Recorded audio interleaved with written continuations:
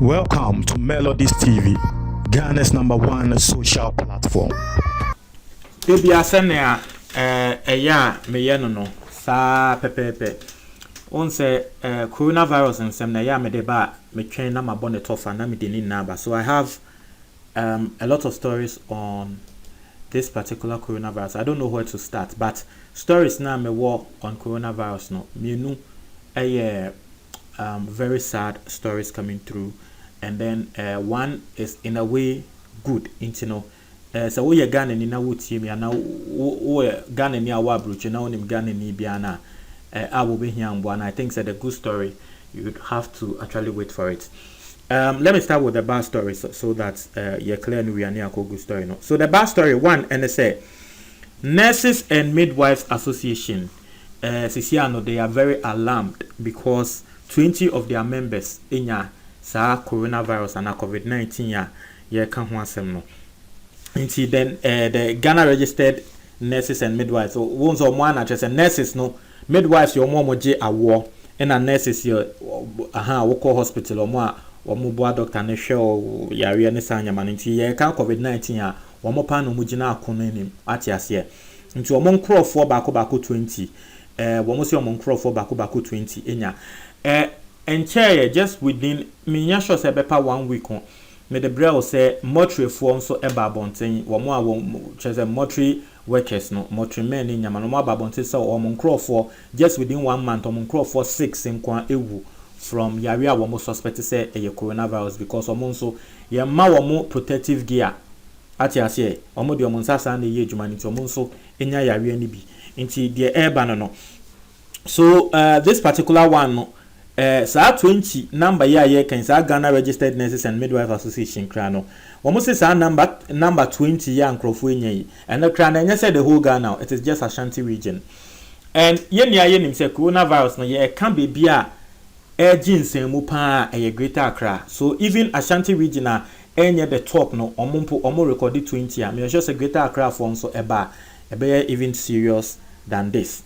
Until just this year in Crawford nurses 20 month this year month in and the earlier part of this year the first from 1st January to when the IR 28 no in Crawford 20 and they've been infected with the COVID-19.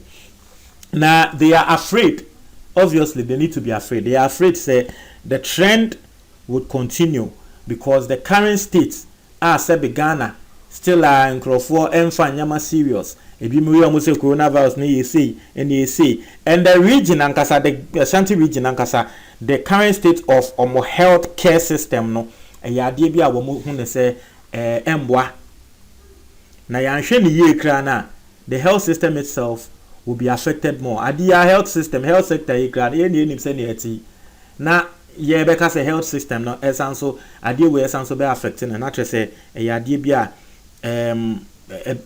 bohu. So the Ashanti Regional Chairman of the Ghana Registered Nurses and Midwives Association, Efreno Jones, a free or no, and I was in some way to your interview, a City News, and or calling on government said they should actually intensify the public education so that it will reduce the spread of COVID-19. Yesterday, I saw Obi a screenshot a WhatsApp chat. Na Nadam Fobi SN in audio, and was screenshot the audio no to Instagram. Na abrantie no utie ensem a woka eni sika was spending coronavirus na enye easy okoda akolebu etiefo eseweni osi December yo ena so ko Bloomberg said you say enkran me wo enkran sa ba meti sa Bloomberg na kra ba me ni bebi ewo osi ko Bloomberg osi Bloomberg no ko no sanso ko wedding ba ko bi nti ohun bebi okonya sa coronavirus no. Just say, or that hospital in the cruise through because you didn't grow for 2 beton and chain, not 2 new the next day, and grow for 2 for beton and chain, not 2 new tea. No, I'm not that room or osro because in Crawford 4 one other than a chum osro and or say, yen in free hot, yen finding coffee, a doctor's for sign here. In a dinner coffee or see or fee, nim tree in some way I need a drug a crank or fan at just say, easy. easy. Now this particular person, the chairman for the Registered Nurses and Midwife Association of Ashanti Region, as somehow kind of say the hospital is spending a lot in supplying PPE to staff for the work. The truth is that since this second wave, we have over 20 nurses and midwives who have been reported as positive. If the trend continues like that, it means that those nurses will not be available for work. Apart from that, their contacts are going to be traced and asked to isolate. Most of the contacts are going to be nurses and midwives, so they will also not be available for work.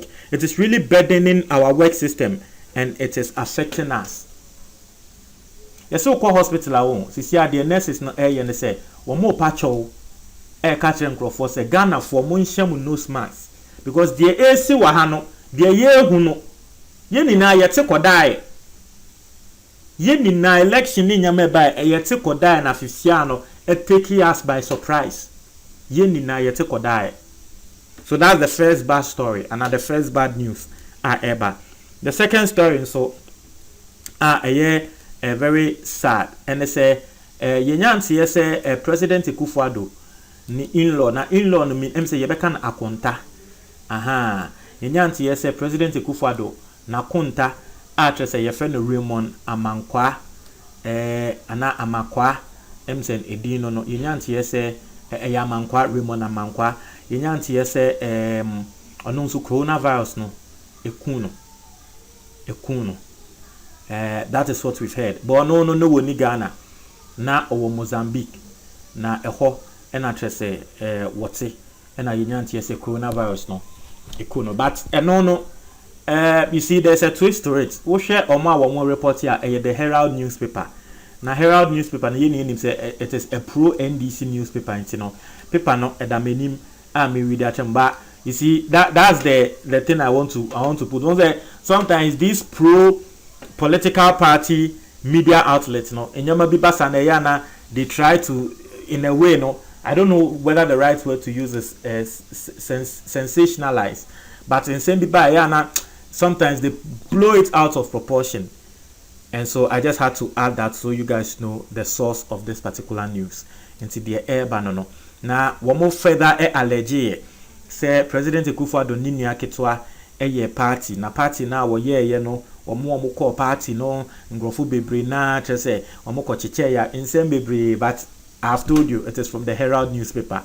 It is a pro NDC newspaper, so you should what you say you should get that in mind. I'm not saying say it is a pro NDC newspaper until the omde bia is fake dabi ebi ana de omo kan ye ne kreba sometimes insem no akwa say bia na 2 for a report on insem bi ade bia NDC for aye no omo di bi be kan Wuntumi TV for a report on Sambia NDC ya almost the big count. Like it is like that, you understand? Now let's go to the last story related to coronavirus, which is in a way a good story. And it's and that coronavirus no one of the reasons why we no sebe a chinkrofo kra wo mu di hifie e de chinkrofo ne say o koye testing na ne boarding testing no around 500 cedis. Now here Ghana has say just a few people and the bear woman adwin say Charlie me take 500 cedis akoye test for coronavirus what you say inti enkrofo bebe na esore ekasatre aban say enye say 500 cedis na timemufo 8 ya enye na etie for and then from press release aban eyeye and they say sisia no coronavirus testing in Ghana is free. Inti wunim lab bia ye testing public institution bia ye testing for coronavirus. Now you can just walk in and test. Omo ya beji omusika omo awomo nya Ghana for. We ye Ghana ni asisia no a free man. So I think say a good news. Inti no with that being said, no what I'll do is say I'll just mention some few institutions bia minimum.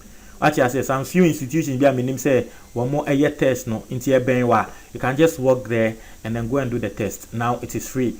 Inti one National Public Health Reference Laboratory. National Public Health Reference Laboratory. I'm saying no one crying. I stand to be corrected. Noguchi Memorial Institute for Medical Research, Noguchi, and also in Crime. Kumasi Center for Collaborative Research, and also Kumasi. Veterinary Services Department, Laboni, Ewon Crime. Veterinary Services Department, Takrade, and also Takrade. Public Health Reference Laboratory, Temale, and also Munimse Temale. Public Health Reference Laboratory, Second D, Takrade. University Health and Allied Sciences Laboratory, Ewo MDS Lancet, Ewo East Legon. Nyaho Diagnostic Laboratory, Ewo Accra. Akai House Laboratory, and also Accra. Council for Scientific and Industrial Research, and also Accra. Leiden Medical Center, MCNU East Legon. I stand to be corrected. The Trust Hospital Company Limited, Trust Hospital. Sign Lab Ghana. These are but some few places are obi to me akwaye test no. Oshana say obi bi dodo, Oshana say wosha waya unhu ya rekra. You can just walk into any of these laboratories amabubo din no ebi ebenwa obi to me akoye test no sisi a free untia 500 cedis ni biom e free. Montreal majo comment box no metie for medase.